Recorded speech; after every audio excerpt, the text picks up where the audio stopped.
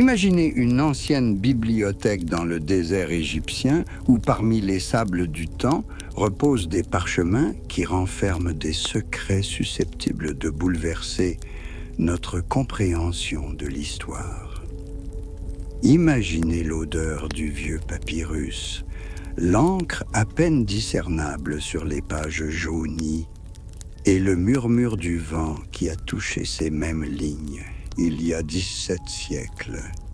Imaginez maintenant que l'un de ces rouleaux raconte une histoire qui nous fait voir la trahison la plus célèbre du monde d'un œil complètement différent. Bonjour, chers auditeurs, où que vous soyez en cette soirée tranquille ou cette nuit profonde, indiquez dans les commentaires la ville d'où vous venez et l'heure qu'il est. Je suis toujours intéressé de savoir où cette histoire vous a emmené.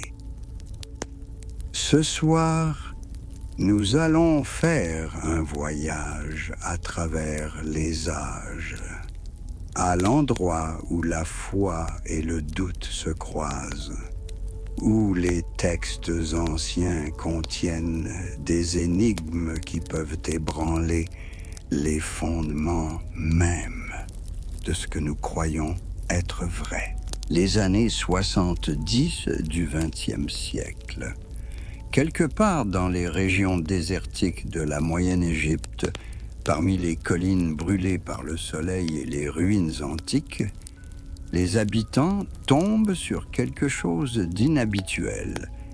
Il ne s'agit pas de l'or des pharaons ou de sarcophages décorés, mais d'un codex, une liasse de feuilles de papyrus rédigées en langue copte il y a 1700 ans. À l'époque, personne ne se doutait que cette découverte deviendrait l'une des découvertes religieuses les plus controversées de notre époque. Le codex a voyagé entre les mains de marchands d'antiquités pendant des décennies, passant d'un collectionneur à l'autre, jusqu'à ce qu'il finisse par tomber entre les mains de chercheurs au début des années 2000. Lorsque les experts ont commencé à déchiffrer les écrits coptes, ils se sont rendus compte qu'ils tenaient entre leurs mains quelque chose de vraiment étonnant. Un texte qui s'intitulait lui-même « L'Évangile de Judas ». Essayez un instant de ressentir l'excitation qui s'est emparée des chercheurs. Depuis des siècles, le nom de Judas Iscariote est synonyme de trahison, symbole de cupidité et d'apostasie. Dans la tradition chrétienne, il est l'archivilain, celui qui a vendu son maître pour 30 pièces d'argent. Et si cette histoire avait un tout autre aspect? Et si la trahison n'en était pas une, mais un acte suprême de foi et de compréhension? L'ancien papyrus murmurait une histoire différente. Ici, Judas n'est pas un traître avide, mais un disciple choisi, le seul à avoir compris la véritable nature de son maître. Ici, Jésus n'est pas une victime des circonstances, mais un sage mentor qui demande lui-même à Judas de faire ce que le monde considérerait comme une trahison. « Tu les surpasseras tous, dit Jésus à Judas dans ce texte, car tu sacrifieras l'homme qui me porte. » Mais pour comprendre la profondeur de cette histoire, nous devons nous plonger dans le monde qui existait à l'aube du christianisme. Un monde où différents groupes de croyants se disputaient non seulement sur l'identité de Jésus, mais aussi sur la nature même de la réalité, sur ce qui est bon et mauvais, sur le sens de l'existence humaine. Imaginez les premiers siècles de notre ère. L'Empire romain s'étend de la brumeuse Albion au sable brûlant de l'Égypte, réunissant sous sa domination des dizaines de peuples, chacun avec ses propres dieux, traditions et croyances. Dans ce monde hétéroclite d'idées, une nouvelle religion, le christianisme, émerge, mais elle est loin d'être unifiée. Différents groupes de chrétiens comprennent les enseignements de Jésus de différentes manières. Et parmi eux se distingue un courant particulier que les historiens appelleront plus tard le gnosticisme. Le mot gnosticisme vient du grec gnosis, connaissance. Mais il ne s'agissait pas d'une simple connaissance au sens moderne du terme, ni d'un ensemble de faits ou de compétences. Il s'agissait d'une connaissance spéciale, mystique, de la nature de l'être, des mystères de l'univers, de ce que nous sommes vraiment et de la manière de trouver le chemin de la véritable libération. Les gnostiques regardaient le monde avec des yeux très différents des nôtres. Pour eux, la réalité visible n'était pas la bonne création d'un Dieu aimant. Au contraire, ils considéraient le monde matériel comme un piège, une prison pour les étincelles divines emprisonnées dans les âmes humaines. Ils pensaient que le Dieu véritable et inconnaissable se trouvait bien au-delà de ce monde et que notre univers avait été créé par des êtres inférieurs, des archontes et des démiurges qui ignoraient le monde supérieur ou cherchaient délibérément à maintenir les gens dans l'ignorance. Dans leur mythologie, le démiurge n'est pas un méchant au sens habituel du terme, mais plutôt un être ignorant ou limité qui, en créant le monde, s'est pris pour une divinité suprême. Il était parfois représenté sous les traits de Ialdabaoth ou de sa classe, noms qui ressemblent à des incantations tirées d'anciens papyrus magiques. Ce démiurge a créé l'univers matériel, ignorant l'existence du Dieu véritable, ineffable, qui réside dans des royaumes de lumière dépassant l'entendement. Pour les gnostiques, le salut ne passait pas par la foi ou les bonnes œuvres, au sens traditionnel du terme, mais par la gnose, une illumination soudaine qui révélait la véritable nature de l'homme. Ils pensaient que chaque personne, ou du moins une poignée d'entre elles, contenait une étincelle de lumière divine, une partie du vrai Dieu qui languissait dans la prison du corps matériel. La tâche consistait à éveiller cette étincelle, à réaliser sa nature divine et à retrouver le chemin du royaume de la lumière. Cette philosophie était radicalement différente du christianisme que nous connaissons aujourd'hui.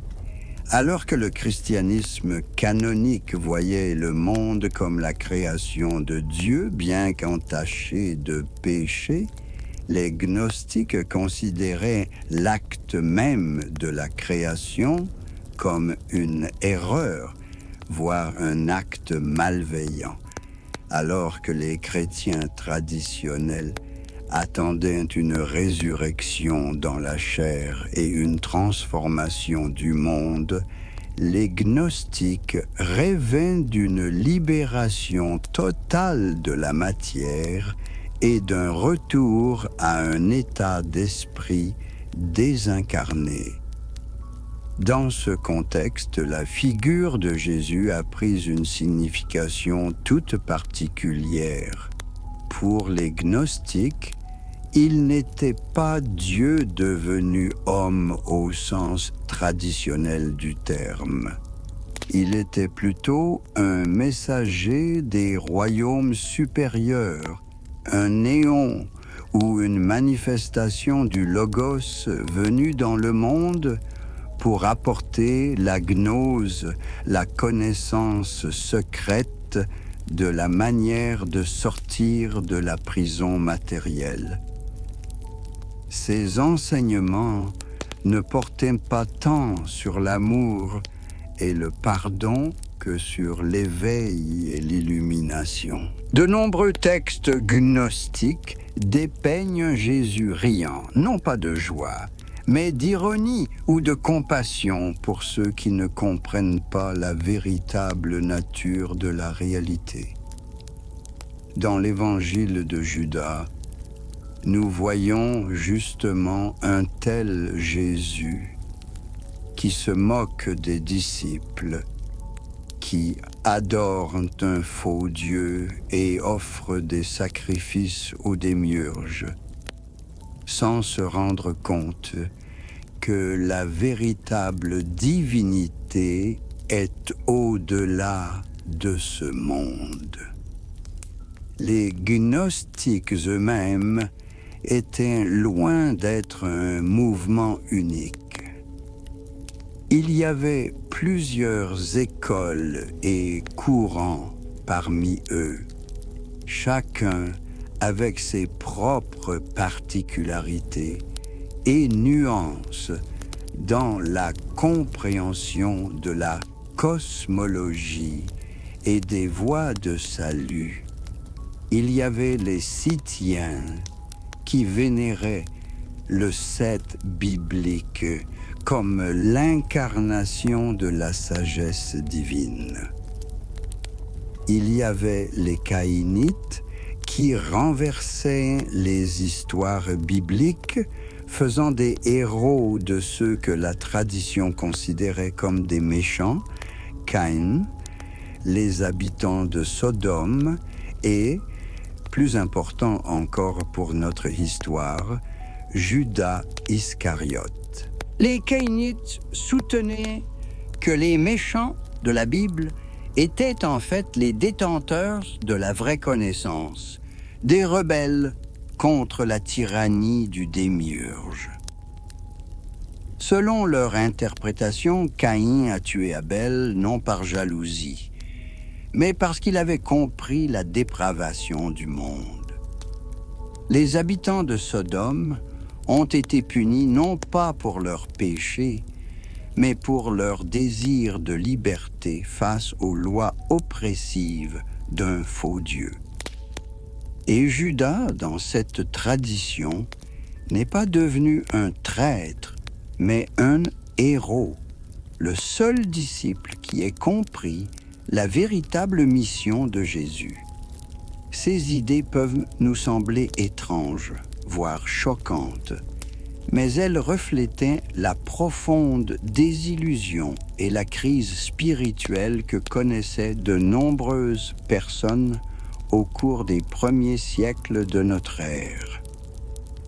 Le monde apparaissait souvent comme un lieu de souffrance et d'injustice.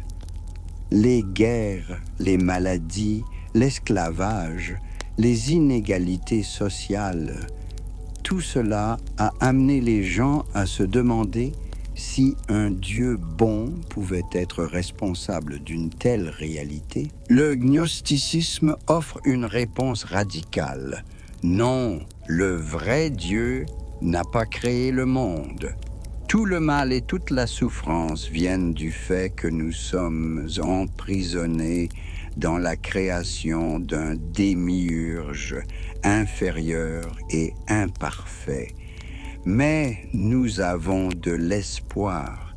L'étincelle de lumière divine qui est en nous peut être réveillée et nous pouvons retrouver le chemin du royaume du vrai Dieu. Dans cette vision du monde, la mort du corps n'était pas une tragédie, mais au contraire une libération de l'esprit de sa prison matérielle. Ainsi, lorsque Jésus, dans l'évangile de Judas, demande à son disciple élu de l'aider à se débarrasser de son enveloppe physique, il ne s'agit pas d'une demande de trahison, mais d'une demande pour le plus grand acte d'amour et de compréhension. Maintenant que nous avons le souffle de l'époque où les différents courants de la pensée chrétienne prenaient encore forme, revenons à notre mystérieux papyrus, le Codex Chakos. C'est ainsi que les spécialistes ont baptisé ce livre ancien en l'honneur du marchand d'Antiquité par qui il est passé. Contenait plus d'un texte. Mais c'est l'évangile de Judas qui est devenu la découverte la plus sensationnelle. Imaginez le travail des restaurateurs qui, jour après jour, millimètre après millimètre, ont restauré les fragiles feuilles de papyrus. Chaque fragment était comme une pièce d'une mosaïque ancienne, et ce n'est que progressivement, avec une patience et un soin infini, que l'image de l'ensemble a commencé à émerger. Les lettres coptes, écrites il y a 1700 ans par un scribe inconnu, se sont lentement transformées en mots, les mots en phrases, les phrases en une merveilleuse histoire. La plupart des spécialistes s'accordent à dire que le manuscrit copte que nous possédons aujourd'hui a été créé entre 240 et 320 ans après Jésus. Mais ce n'est qu'une copie. Mais il ne s'agit que d'une copie d'une traduction d'un original grec plus ancien qui, selon les spécialistes, aurait été écrit bien plus tôt, peut-être au milieu du IIe siècle. Cela fait de l'évangile de Judas l'un des premiers textes apocryphes, contemporains ou même précurseurs, de nombreux ouvrages qui entreront plus tard dans le canon du Nouveau Testament. Le titre même du texte recèle un mystère intéressant. L'évangile de Judas peut être traduit de deux manières, soit par la bonne nouvelle écrite par Judas, soit par la bonne nouvelle sur Judas. Mais comme le texte fait toujours référence à Judas à la troisième personne, la deuxième interprétation semble plus probable. Il s'agit d'un récit de Judas et non d'un récit en la personne de Judas. Et quelle histoire! Le texte se présente comme la parole cachée que Jésus a dite en parlant à Judas Iscariote dans la Révélation, 3 jours avant Pâques. Dès ces premières lignes, on sent une atmosphère particulière de mystère et de choix. Il ne s'agit pas d'un sermon public adressé à une foule, ni d'une instruction donnée à tous les disciples. Il s'agit d'une conversation intime entre un maître et son disciple, le plus compréhensif. Dans le christianisme canonique, nous sommes habitués à l'image d'un Jésus souffrant, compatissant, plein d'amour et de douleur pour l'humanité. Mais le Jésus de l'évangile de Judas est différent. Il rit beaucoup, et ce rire se fait entendre presque à chaque page du texte. Il se moque des disciples qui offrent des sacrifices de pain, pensant servir le vrai Dieu. Il rit de leur manque de compréhension, de leur attachement au monde matériel, de leur peur de la mort. Ce rire n'est pas cruel, il n'est pas moqueur dans un sens maléfique. C'est plutôt le rire d'un être éclairé qui voit la nature illusoire de ce que les autres prennent pour la réalité. Imaginez un adulte qui regarde des enfants jouer dans un bac à sable, non pas avec colère, mais avec la douce conscience que les enfants confondent leur château de sable avec quelque chose de très important et de très réel. Pourquoi êtes-vous gênés ? Demande Jésus à ses disciples lorsqu'ils sont irrités par son rire. Dans cette question, on entend toute l'essence de la vision gnostique du monde. Pourquoi s'inquiéter de quelque chose qui n'a pas de vraie réalité? Pourquoi souffrir pour des illusions? Dans ce texte, les autres disciples sont présentés sous un jour peu recommandable. Ils sont présentés comme des personnes qui ne comprennent pas la véritable nature de leur maître, qui adorent un faux Dieu et accomplissent des rituels sans signification. Ils font même des rêves dans lesquels ils offrent des sacrifices dans le temple et racontent ces rêves à Jésus, s'attendant à des louanges. Mais Jésus se contente de secouer la tête. Malheur aux fruits qui trompent les hommes, et malheur à la chair qui dépend de l'âme. Et au milieu de tout ce malentendu, seul Judas se distingue comme celui qui voit vraiment.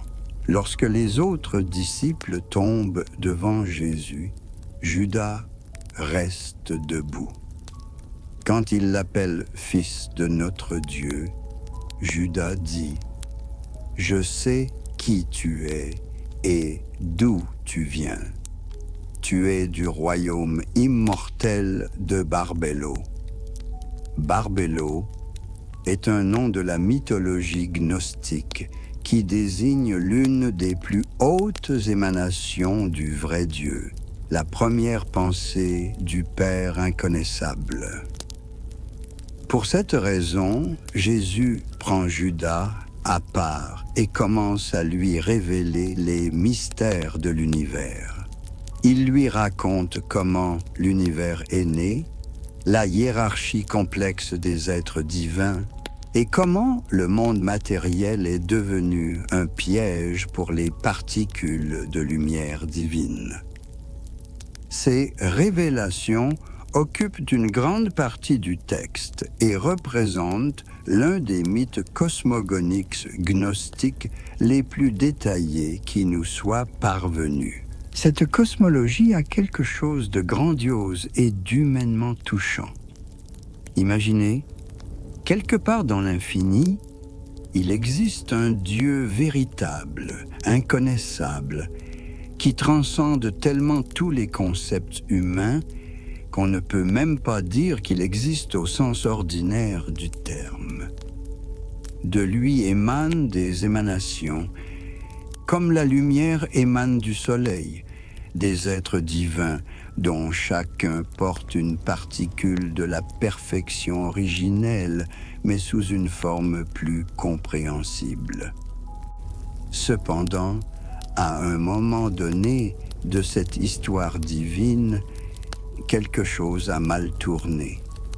L'un de ces êtres, un démiurge appelé Saklas dans l'évangile de Judas, ce qui signifie fou, s'est pris pour le Dieu suprême. il a créé l'univers matériel, ignorant l'existence de la véritable source de l'être. Pire encore, il créa les êtres humains et emprisonna dans leur corps des particules de lumière divine, les rendant prisonniers de sa propre création. Mais l'histoire ne s'arrête pas là. Le vrai Dieu ne pouvait pas laisser ses étincelles captives pour toujours. Il a envoyé une émanation du Logos, le Verbe divin, dans le monde pour réveiller les gens du sommeil de l'ignorance et leur montrer le chemin du retour. Cette émanation était Jésus, mais pas Jésus en tant que personne historique, mais Jésus en tant que force cosmique d'illumination. Dans ce contexte, le corps physique de Jésus ne devient pas un temple de la divinité, mais une coquille temporaire dont il faut se libérer. Et c'est là qu'apparaît le rôle de Judas, non pas en tant que traître, mais en tant que co-conspirateur dans le grand plan de libération. Tu sacrifieras l'homme qui me porte, dit Jésus à Judas. Cette phrase peut sembler mystérieuse, mais dans le contexte gnostique, sa signification est claire. Judas aidera l'Esprit divin de Jésus à se libérer de son enveloppe matérielle. En outre, Jésus promet à Judas une place particulière dans la hiérarchie cosmique. Il l'appelle le 13e démon, un titre qui peut sembler offensant, mais qui, dans le cadre de références gnostiques, a une signification très différente. Certains érudits interprètent cela comme une indication que Judas deviendra le dirigeant de ce monde matériel. Non pas dans le sens d'un pouvoir terrestre, mais dans le sens d'un rôle cosmique consistant à aider d'autres âmes à trouver le chemin de la libération. Cette interprétation du rôle de Judas est radicalement différente non seulement du christianisme canonique, mais aussi de l'image qui s'est progressivement développée dans la littérature chrétienne primitive. Dans l'évangile de Marc, le plus ancien des évangiles canoniques, Judas est encore simplement l'un des 12 qui l'a trahi. Pas de motif particulier, pas de diabolisation, mais dès Matthieu, le motif de la cupidité, 30 pièces d'argent, apparaît. Dans l'évangile de Luc, Judas agit sous l'influence de Satan. Et dans l'évangile de Jean, il est déjà dépeint comme un voleur qui s'est emparé du trésor général. L'évangile de Judas offre une trajectoire complètement opposée au développement du personnage. Ici, pas de cupidité, pas d'obsession de Satan, pas de remords, pas de suicide. Judas accomplit sa mission comme un acte de compréhension et de loyauté suprême, et le texte se termine simplement. Il reçut l'argent et le leur livra. Point final. Pas de drame, pas d'émotion. Juste l'accomplissement d'un plan cosmique. Mais pour bien comprendre à quel point ce texte était révolutionnaire pour son époque, il faut imaginer le monde dans lequel il est apparu. C'était un monde de vives controverses théologiques où les différents groupes de chrétiens se battaient non seulement pour l'âme des croyants, mais aussi pour le droit de déterminer quel était le véritable enseignement du Christ. Imaginez une ancienne bibliothèque dans le désert égyptien où, parmi les sables du temps, reposent des parchemins qui renferment des secrets susceptibles de bouleverser notre compréhension de l'histoire. Imaginez l'odeur du vieux papyrus, l'encre à peine discernable sur les pages jaunies et le murmure du vent qui a touché ces mêmes lignes. Il y a 17 siècles. Imaginez maintenant que l'un de ces rouleaux raconte une histoire qui nous fait voir la trahison la plus célèbre du monde d'un œil complètement différent. Bonjour, chers auditeurs, où que vous soyez en cette soirée tranquille ou cette nuit profonde. Indiquez dans les commentaires la ville d'où vous venez et l'heure qu'il est. Je suis toujours intéressé de savoir où cette histoire vous a emmené. Ce soir, nous allons faire un voyage à travers les âges, à l'endroit où la foi et le doute se croisent, où les textes anciens contiennent des énigmes qui peuvent ébranler les fondements mêmes de ce que nous croyons être vrai. Les années 70 du XXe siècle. Quelque part dans les régions désertiques de la Moyenne Égypte, parmi les collines brûlées par le soleil et les ruines antiques, les habitants tombent sur quelque chose d'inhabituel. Il ne s'agit pas de l'or des pharaons ou de sarcophages décorés, mais d'un codex, une liasse de feuilles de papyrus rédigées en langue copte il y a 1700 ans. À l'époque, personne ne se doutait que cette découverte deviendrait l'une des découvertes religieuses les plus controversées de notre époque. Le codex a voyagé entre les mains de marchands d'antiquités pendant des décennies, passant d'un collectionneur à l'autre jusqu'à ce qu'il finisse par tomber entre les mains de chercheurs au début des années 2000. Lorsque les experts ont commencé à déchiffrer les écrits coptes, ils se sont rendus compte qu'ils tenaient quelque chose de vraiment étonnant. Un texte qui s'intitulait lui-même « L'Évangile de Judas ». Essayez un instant de ressentir l'excitation qui s'est emparée des chercheurs. Depuis des siècles, le nom de Judas Iscariote est synonyme de trahison, symbole de cupidité et d'apostasie. Dans la tradition chrétienne, il est l'archi-vilain, celui qui a vendu son maître pour 30 pièces d'argent. Et si cette histoire avait un tout autre aspect? Et si la trahison n'en était pas une, mais un acte suprême de foi et de compréhension? L'ancien papyrus murmurait une histoire différente.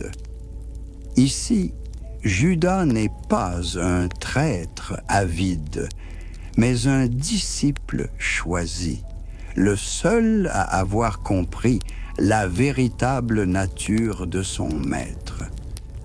Ici, Jésus n'est pas une victime des circonstances, mais un sage mentor qui demande lui-même à Judas de faire ce que le monde considérerait comme une trahison. Tu les surpasseras tous, dit Jésus à Judas dans ce texte, car tu sacrifieras l'homme qui me porte. Mais pour comprendre la profondeur de cette histoire, nous devons nous plonger dans le monde qui existait à l'aube du christianisme. Un monde où différents groupes de croyants se disputaient non seulement sur l'identité de Jésus, mais aussi sur la nature même de la réalité, sur ce qui est bon et mauvais, sur le sens de l'existence humaine. Imaginez les premiers siècles de notre ère. L'Empire romain s'étend de la brumeuse Albion au sable brûlant de l'Égypte, réunissant sous sa domination des dizaines de peuples, chacun avec ses propres dieux, traditions et croyances. Dans ce monde hétéroclite d'idées, une nouvelle religion, le christianisme, émerge. Mais elle est loin d'être unifiée. Différents groupes de chrétiens comprennent les enseignements de Jésus de différentes manières, et parmi eux se distingue un courant particulier que les historiens appelleront plus tard le gnosticisme. Le mot gnosticisme vient du grec gnosis, connaissance, mais il ne s'agissait pas d'une simple connaissance au sens moderne du terme, ni d'un ensemble de faits ou de compétences. Il s'agissait d'une connaissance spéciale, mystique, de la nature de l'être, des mystères de l'univers, de ce que nous sommes vraiment et de la manière de trouver le chemin de la véritable libération.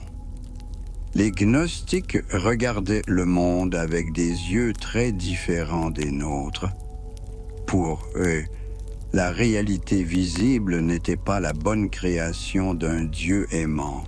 Au contraire, ils considéraient le monde matériel comme un piège, une prison pour les étincelles divines emprisonnées dans les âmes humaines.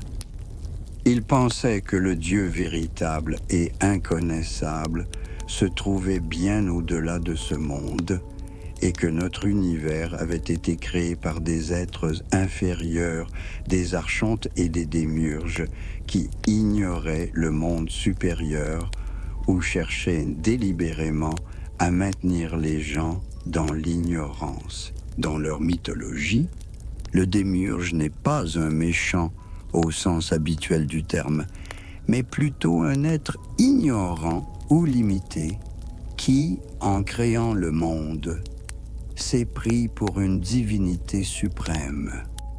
Il était parfois représenté sous les traits de Ialdabaoth ou de Saklas, noms qui ressemblent à des incantations tirées d'anciens papyrus magiques. Ce démiurge a créé l'univers matériel, ignorant l'existence du Dieu véritable, ineffable, qui réside dans des royaumes de lumière dépassant l'entendement. Pour les gnostiques, le salut ne passait pas par la foi ou les bonnes œuvres au sens traditionnel du terme, mais par la gnose, une illumination soudaine qui révélait la véritable nature de l'homme. Ils pensaient que chaque personne, ou du moins une poignée d'entre elles, contenait une étincelle de lumière divine, une partie du vrai Dieu qui languissait dans la prison du corps matériel. La tâche consistait à éveiller cette étincelle, à réaliser sa nature divine et à retrouver le chemin du royaume de la lumière. Cette philosophie était radicalement différente du christianisme que nous connaissons aujourd'hui. Alors que le christianisme canonique voyait le monde comme la création de Dieu, bien qu'entaché de péché, les gnostiques considéraient l'acte même de la création comme une erreur, voire un acte malveillant. alors que les chrétiens traditionnels attendaient une résurrection dans la chair et une transformation du monde. Les gnostiques rêvaient d'une libération totale de la matière et d'un retour à un état d'esprit désincarné. Dans ce contexte, la figure de Jésus a pris une signification toute particulière. Pour les gnostiques, il n'était pas Dieu devenu homme au sens traditionnel du terme. Il était plutôt un messager des royaumes supérieurs, un néon ou une manifestation du Logos venu dans le monde pour apporter la gnose, la connaissance secrète de la manière de sortir de la prison matérielle. Ces enseignements ne portaient pas tant sur l'amour et le pardon que sur l'éveil et l'illumination. De nombreux textes gnostiques dépeignent Jésus riant, non pas de joie, mais d'ironie ou de compassion pour ceux qui ne comprennent pas la véritable nature de la réalité. Dans l'évangile de Judas, nous voyons justement un tel Jésus qui se moque des disciples qui adorent un faux Dieu et offre des sacrifices aux démiurges sans se rendre compte que la véritable divinité est au-delà de ce monde. Les gnostiques eux-mêmes étaient loin d'être un mouvement unique. Il y avait plusieurs écoles et courants parmi eux, chacun avec ses propres particularités et nuances dans la compréhension de la cosmologie et des voies de salut. Il y avait les Scythiens qui vénéraient le Seth biblique comme l'incarnation de la sagesse divine. Il y avait les Caïnites qui renversaient les histoires bibliques faisant des héros de ceux que la tradition considérait comme des méchants, Caïn, les habitants de Sodome et, plus important encore pour notre histoire, Judas Iscariote. Les Caïnites soutenaient que les méchants de la Bible étaient en fait les détenteurs de la vraie connaissance, des rebelles contre la tyrannie du démiurge.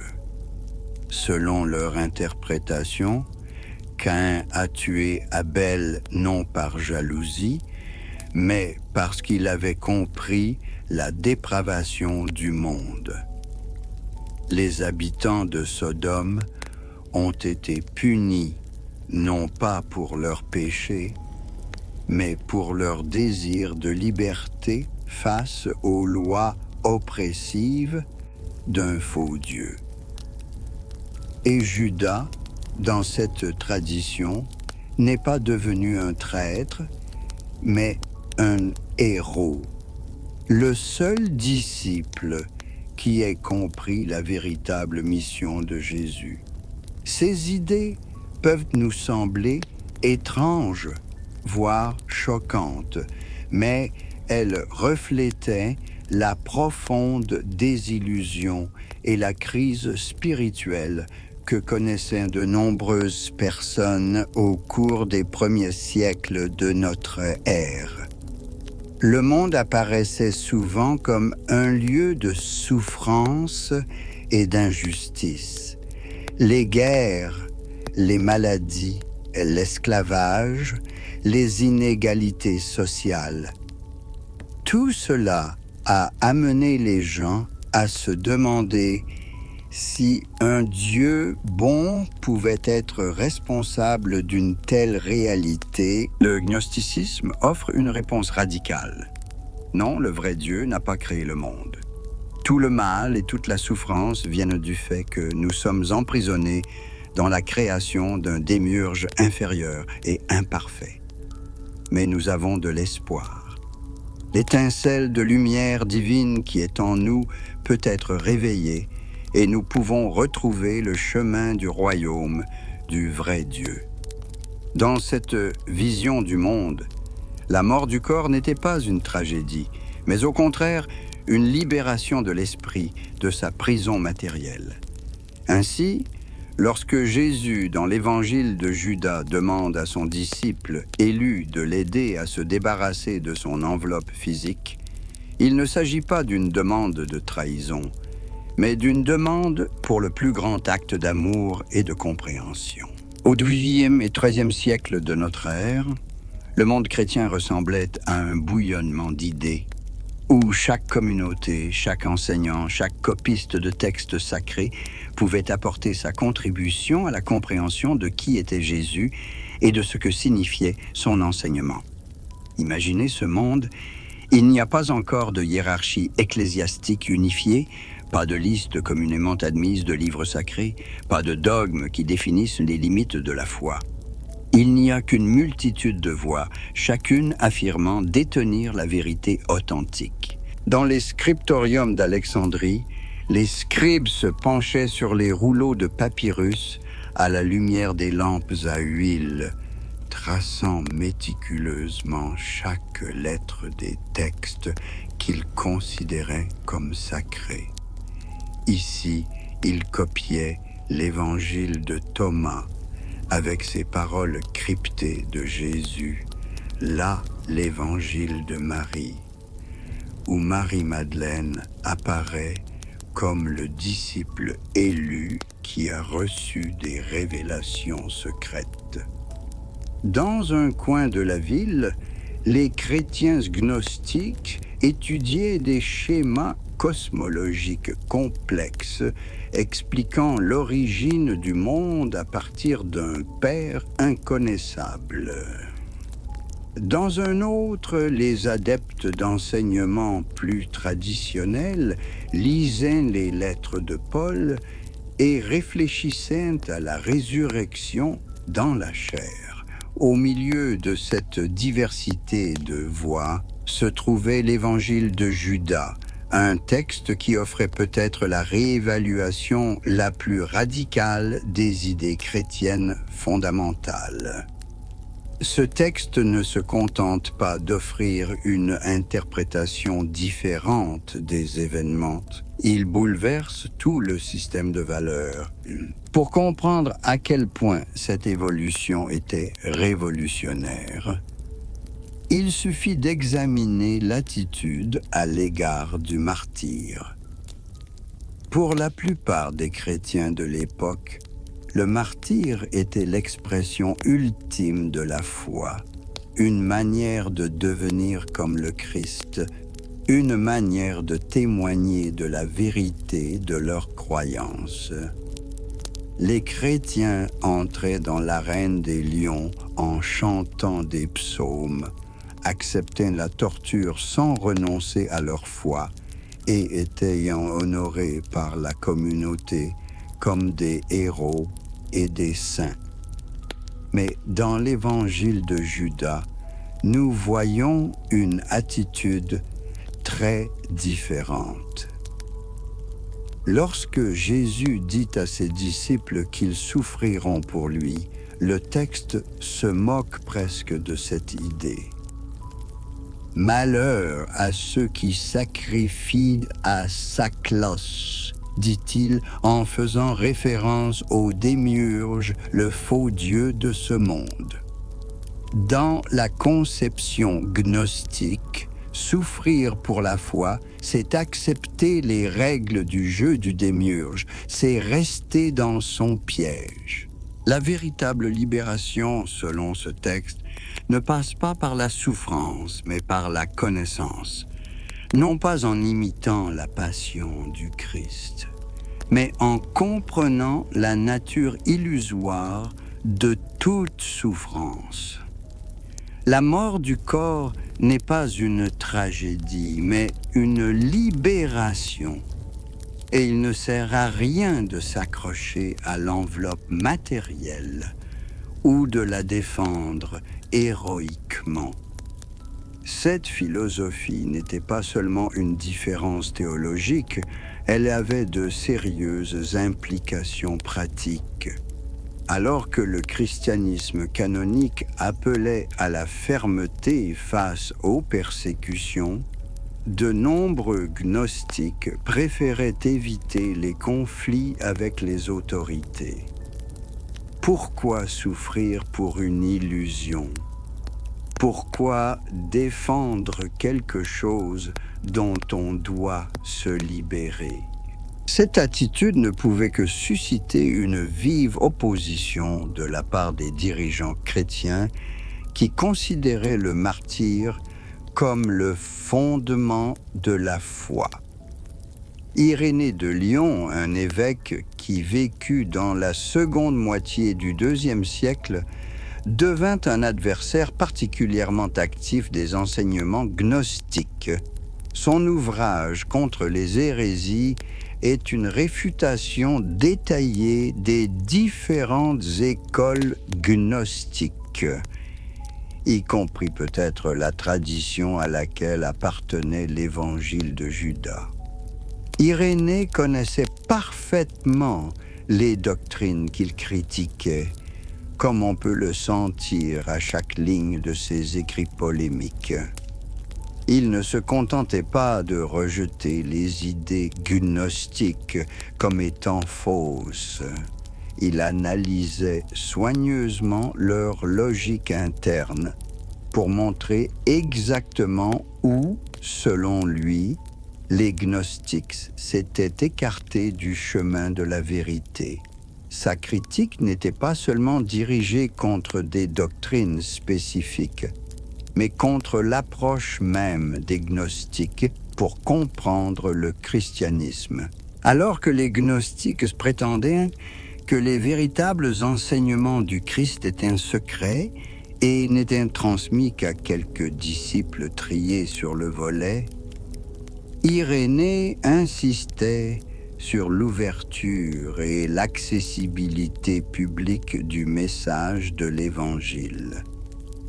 Alors que les gnostiques créaient des systèmes cosmologiques complexes avec de nombreux êtres intermédiaires entre le vrai Dieu et le monde matériel, Irénée défendait la simplicité de la croyance en un Dieu unique qui a créé le monde par amour. Mais la différence d'attitude à l'égard du monde matériel est la plus fondamentale. Pour Irénée, comme pour la plupart des chrétiens de son époque, le monde était une création d'un Dieu bon, bien que corrompu par le péché.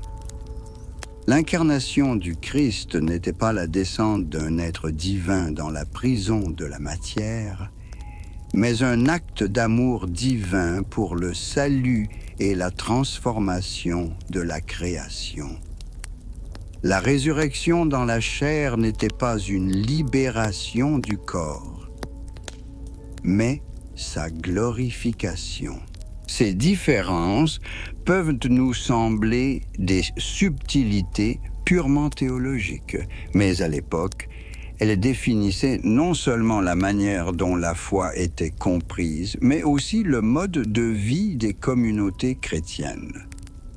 Une communauté qui suivait l'enseignement d'Irénée organisait sa vie autour de l'Eucharistie, un sacrement dans lequel le pain et le vin devenaient le corps et le sang du Christ, confirmant la réalité de l'incarnation et la promesse de la résurrection corporelle.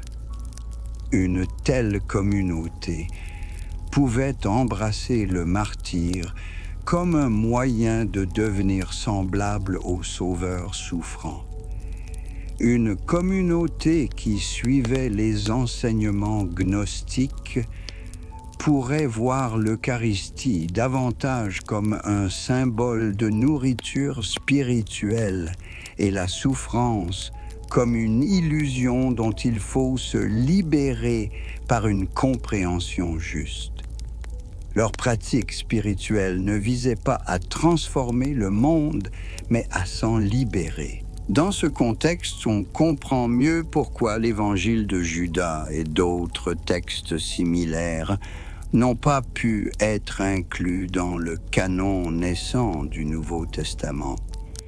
Le processus de canonisation n'était pas un acte ponctuel. Il s'agissait d'une longue évolution au cours de laquelle les communautés chrétiennes ont progressivement déterminé quels textes reflétaient l'enseignement apostolique authentique et lesquels étaient des déformations ultérieures. À la fin du IIe siècle, il existait déjà un consensus assez large sur le fait que les 4 évangiles canoniques, Matthieu, Marc, Luc et Jean, transmettait effectivement une tradition fiable sur Jésus. Ces textes étaient cités comme des sources d'autorité utilisées dans le culte, copiées et diffusées dans tout le monde chrétien.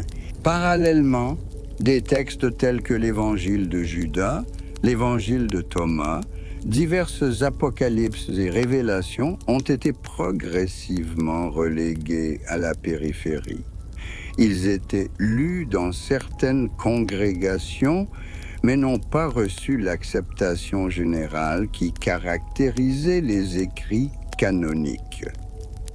Des théologiens comme Irénée les ont ouvertement critiqués en les qualifiant d'apocryphes, des écrits secrets et fallacieux qui déformaient les véritables enseignements du Christ.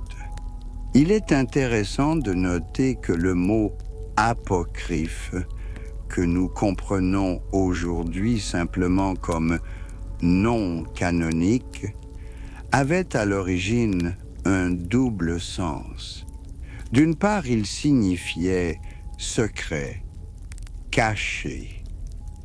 Et, en ce sens, les gnostiques pouvaient même s'enorgueillir du fait que leurs textes étaient apocryphes, puisque la vraie connaissance, selon leurs croyances, devait en effet rester secrète, accessible uniquement aux initiés. D'autre part, les détracteurs du gnosticisme utilisaient le même mot dans le sens de fallacieux, faux, impliquant que ces textes n'étaient pas d'origine apostolique authentique. Cette lutte pour définir l'authenticité n'était pas une simple dispute académique. Elle a déterminé l'avenir du christianisme en tant que religion. Si l'interprétation gnostique l'avait emporté, le christianisme aurait pu se développer dans une direction très différente, comme un enseignement ésotérique pour les élus, centré sur l'illumination individuelle et la libération du monde matériel. Au lieu de cela, c'est une conception du christianisme comme religion de l'incarnation de la communauté et de la transformation du monde qui a prévalu. Mais l'histoire est rarement univoque, et même l'orthodoxie victorieuse a conservé certains éléments que l'on peut trouver dans les textes gnostiques. La tradition mystique du christianisme, l'idéal monastique de renoncement au monde et les idées sur les significations secrètes de l'écriture font tous écho à des motifs gnostiques sous une forme ou une autre. Et c'est peut-être pour cela que l'évangile de Judas continue de nous préoccuper aujourd'hui. Il soulève des questions que l'humanité s'est toujours posées. Qu'est-ce que la réalité? Pouvons-nous faire confiance à ce que nous voyons? La souffrance a-t-elle un sens? Est-il possible de se libérer des limites de l'existence humaine? Lorsque la National Geographic Society a dévoilé au monde l'évangile de Judas, restauré en l'an 2006, cela a fait sensation. Imaginez des conférences de presse débordant de journalistes, des documentaires, des livres, des discussions sans fin sur l'Internet. Il semblait qu'un ancien papyrus qui avait reposé dans les sables de l'Égypte pendant 17 siècles parlait soudain avec la voix de la modernité, touchant les points les plus douloureux de notre époque. Il y avait un parfum de sensationnalisme dans l'air, cette odeur particulière de la frénésie médiatique lorsqu'il semble que quelque chose est sur le point d'être révélé qui changera notre façon de voir le monde. Les titres des journaux étaient remplis de mots tels que la réhabilitation de Judas, le Jésus alternatif, le mystère que l'Église a caché. Beaucoup ont vu dans ce texte la confirmation de soupçons de longue date selon lesquels le christianisme officiel cachait une vérité importante, qu'il existait une autre version des événements qui avait été délibérément dissimulée. Mais plus les chercheurs approfondissaient le texte, plus l'image devenait complexe. L'enthousiasme initial a été remplacé par des évaluations plus sobres. Oui, l'évangile de Judas présente Judas sous un jour positif, mais cela signifie-t-il qu'il était vraiment un héros et non un traître? Oui, ce texte offre une interprétation radicalement différente des événements, mais peut-on le considérer comme plus fiable que la version canonique? Les chercheurs modernes sont divisés dans leurs opinions. Certains ont vu dans l'évangile de Judas une tentative des chrétiens gnostiques de créer une mythologie alternative dans laquelle leurs valeurs et leur vision du monde recevraient une justification évangélique. D'autres ont mis en garde contre un enthousiasme excessif, rappelant que le texte a été écrit un siècle après les événements supposés par des personnes qui n'avaient jamais rencontré le Jésus et le Judas historique. En effet, si nous voulons comprendre ce qui s'est passé à Jérusalem dans les années 30 du 1er siècle, l'évangile de Judas ne peut pas nous aider. Il s'agit d'un récit de personnages fictifs qui spéculent sur des choses qui dépassent la compréhension des personnages historiques réels. La cosmologie gnostique, avec tous ses éons, archontes et démiurges, était le produit d'une spéculation philosophique du IIe siècle, et non les enseignements d'un prédicateur palestinien du 1er siècle. Mais c'est là le paradoxe de la recherche historique. Il arrive que des textes qui ne nous disent rien du passé nous en apprennent beaucoup sur l'époque où ils ont été créés. L'évangile de Judas est une fenêtre ouverte sur le monde de la controverse chrétienne primitive, sur l'atmosphère de recherche spirituelle et d'expérimentation théologique qui caractérisait les 2e et 3e siècles. L'évangile de Judas n'est pas isolé dans le contexte de la littérature gnostique. Il fait écho à d'autres textes de la bibliothèque de Nag Hammadi. Cette étonnante collection d'écrits gnostiques trouvés en Égypte en l'an 1945. L'Apocryphon de Jean, avec sa cosmogonie élaborée, et l'Évangile de Marie, où l'on retrouve le motif du disciple élu qui reçoit des révélations spéciales, en sont particulièrement proches. Dans l'Évangile de Marie, Marie-Madeleine joue le rôle d'un tel disciple choisi. Comme Judas dans notre texte, elle est la seule à comprendre la vraie nature du Maître et à recevoir de lui des instructions secrètes. Et comme Judas, elle suscite la perplexité et même l'hostilité des autres disciples, qui ne peuvent croire qu'une femme soit capable de recevoir des révélations auxquelles ils n'ont pas accès. Ce parallèle montre que l'image du héros Judas dans l'évangile gnostique n'est pas fortuite. Les gnostiques aimaient les paradoxes, les renversements de rôles familiers.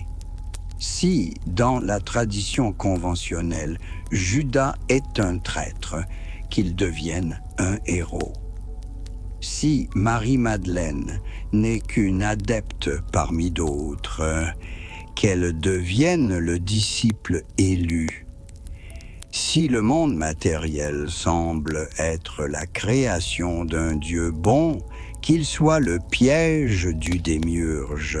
Mais derrière ces renversements apparents se cachait un programme théologique sérieux. Les gnostiques ne se contentaient pas de jouer les opposés.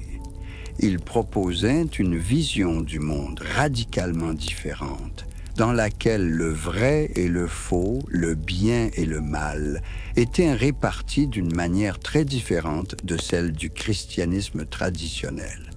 À cet égard, il est particulièrement intéressant de comparer l'évangile de Judas avec d'autres textes gnostiques tels que le second traité du Grand Sept ou l'Apocalypse de Pierre.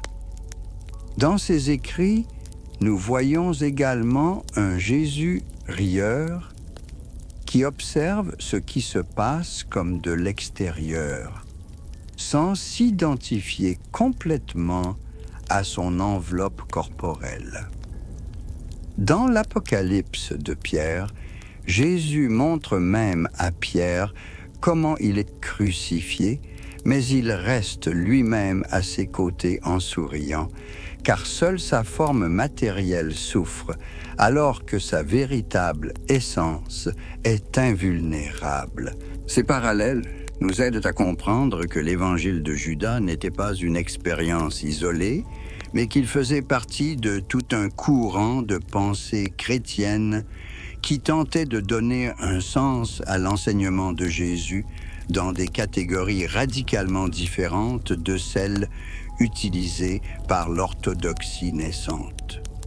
Cependant, les tentatives modernes de présenter ce texte comme une version plus authentique des événements de l'Évangile ont suscité de sérieuses critiques, non seulement de la part des chrétiens traditionnels, mais aussi de la part des historiens. Certains chercheurs ont souligné la contradiction inhérente au fait d'essayer de réhabiliter Judas à l'aide d'un texte qui est intrinsèquement anti-judaïque. En effet, le gnosticisme dans son ensemble était caractérisé par une attitude extrêmement négative à l'égard du judaïsme.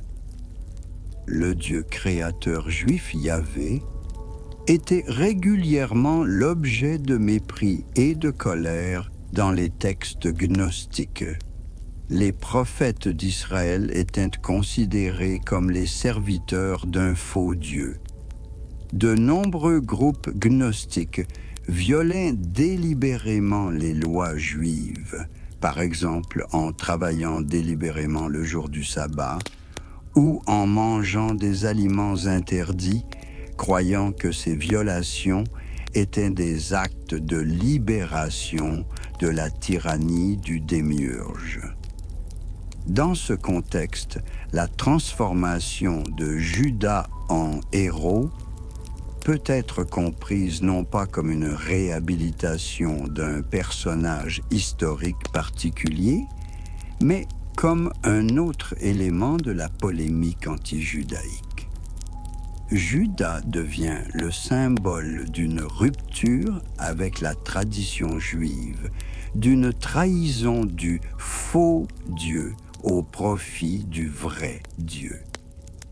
Les tentatives des auteurs modernes d'utiliser cette image pour se réconcilier avec l'héritage juif semblent pour le moins problématiques. Mais ce qui est peut-être le plus intéressant dans les débats contemporains autour de l'évangile de Judas, c'est la façon dont il reflète notre propre époque. À une époque où l'autorité des institutions traditionnelles est remise en question, où les gens recherchent d'autres sources de vérité, où les théories du complot et les connaissances secrètes sont populaires, le texte gnostique trouve un public qui l'apprécie de manière inattendue. L'idée qu'il existe une vérité cachée que les autorités officielles, qu'il s'agisse de l'Église, de l'État ou de la science, tentent de dissimuler au peuple résonne profondément avec les sentiments contemporains. L'image de Judas, héros incompris, qui savait quelque chose d'important que les autres n'ont pas compris, s'accorde facilement avec les idées modernes sur l'individualisme et l'importance de la révélation personnelle. En ce sens, la popularité de l'évangile de Judas ne témoigne pas tant de sa valeur historique que des besoins spirituels de notre époque. Nous vivons à une époque où de nombreuses personnes se sentent étrangères aux formes traditionnelles de religiosité, tout en ayant un profond besoin de sens spirituel. Les idées gnostiques, qui mettent l'accent sur la compréhension personnelle, la critique du monde matériel et la recherche de vérités cachées, semblent remarquablement correspondre à ces sentiments. Et pourtant, lorsque les débats savants et le tapage médiatique s'apaisent, lorsque nous nous retrouvons seuls avec l'ancien papyrus et ses lignes énigmatiques, une question plus profonde se pose. Que nous dit ce texte sur la nature même de la foi et de la vérité ? La principale valeur de l'évangile de Judas n'est peut-être pas qu'il offre une version correcte des événements, mais qu'il nous rappelle la complexité et les multiples facettes de la quête de sens de l'être humain. Au cours des premiers siècles du christianisme, les gens ont essayé de comprendre qui était Jésus et ce que signifiaient ses enseignements, tout comme nous essayons de le comprendre aujourd'hui. Ils ont créé différentes interprétations, différentes mythologies, différents systèmes de signification, et chacun d'entre eux reflétait non seulement leur compréhension du divin, mais aussi leurs propres espoirs, craintes et aspirations. La vision gnostique du monde comme une prison dont il faut s'échapper peut sembler sombre et sans espoir, mais elle a sa propre beauté. La beauté d'une quête indomptable de transcendance, un refus d'accepter les limites de la réalité visible comme définitive. Le Jésus rieur de l'évangile de Judas ne rit pas de cruauté, mais de la joie de celui qui voit au-delà de l'illusion. Et lorsque nous lisons ces lignes anciennes à la lumière d'une lampe de table, dans le silence de la nuit, peut-être sommes-nous en contact avec le même désir humain éternel d'aller au-delà de l'ordinaire, de trouver un sens au chaos apparent, d'entendre la voix de la vérité dans la polyphonie des opinions et des interprétations. Bonne nuit, chers auditeurs. Que vos rêves ne soient pas remplis d'anxiété et de doute, mais de la douce lumière de la compréhension que la recherche de la vérité n'est pas une course avec une seule ligne d'arrivée, mais un voyage sans fin dans lequel chaque pas ouvre de nouveaux horizons. À la prochaine fois, nous voyagerons à nouveau ensemble dans le monde merveilleux des rêves humains de sens et de transcendance.